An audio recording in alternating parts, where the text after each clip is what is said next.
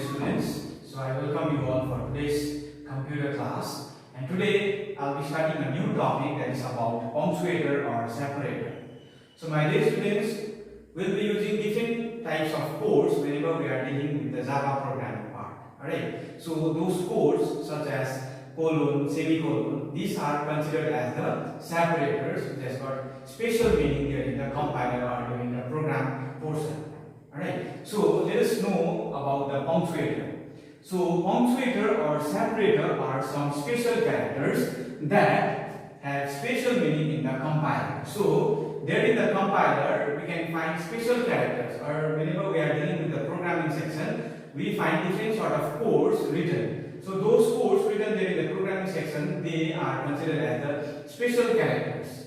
Alright, which has got different meaning there in the programming section of the compiler. So they are called as punctuator or separator. So there are different types of separators and it has got different uses during the programming or during the compiler part. So let us know something about this thing in today's class. The first separator is parenthesis. So the bracket that is shown out here is called as parenthesis. And the use of this separator parenthesis is it is used to make methods and in typecasting. That means this parenthesis, this kind of brackets, they are used whenever we are making methods. Okay, so methods means public, static, void. These are some of the example of methods. Okay, system.out.println. So in order to use or in order to insert any sort of values or variables, we use this sort of parenthesis there in the methods, and sometimes while converting one form of data type to another form of data type also, we'll be using these kind of parentheses, okay, during the typecasting form. Now the second kind of separator is braces, curly braces. So curly braces, these are used to define block of codes and to initialize array. So my dear students, if you have noticed, after defining the class, next step there in the programming section is to open the curly braces. And whatever will be written, okay, whatever calculation, whatever methods will be written, that has to be written inside the curly braces only.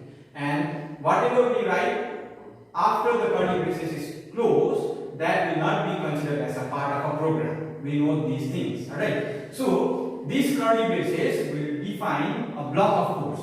Something will be written, or if we write something inside the curly braces, that will be as a block.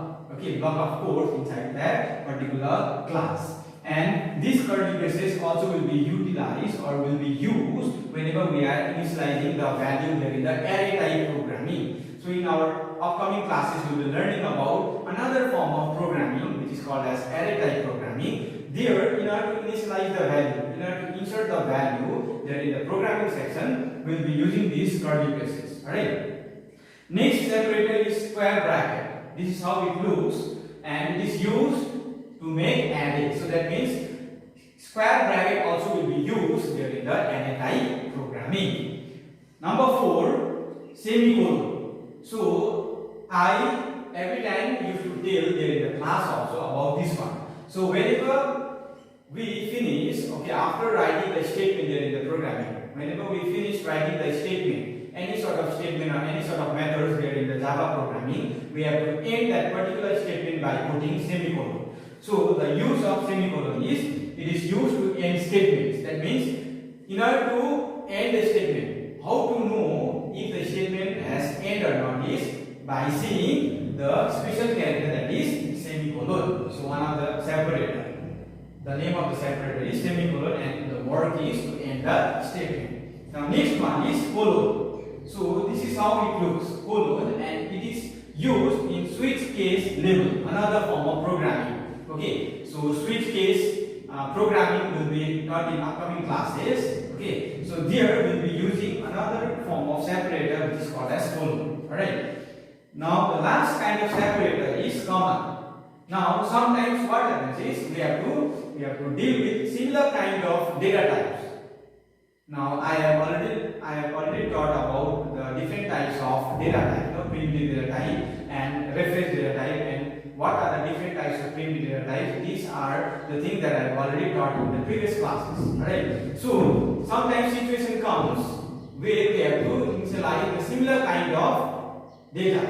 Okay. in that particular situation, in order to separate the similar kind of data, we use the separator named comma. Okay, so the comma is used to separate similar variables. Okay, so in order to separate the similar kind of data or the variables, we'll be using the last kind of separator, which is the comma. Okay, so these are some of the important characters, okay, or the codes which will be used there in the programming, and it has got different meaning. Okay, it has got different meaning there in the compiler. Alright, so my dear students, so today I have selected a very short topic, but this is very much important. These are the basic things that you have to know before writing the Java programming. So today I have taught you about, today I have explained you about these forms of separators. So kindly revise the thing. Okay, kindly watch this video properly, and whenever you are watching this video, kindly refer the page and try to understand the thing, the details given for this topic, punctuator or separator, there in the textbook also. Okay, so study nicely, stay safe, and dedicate your time in studies. Thank you.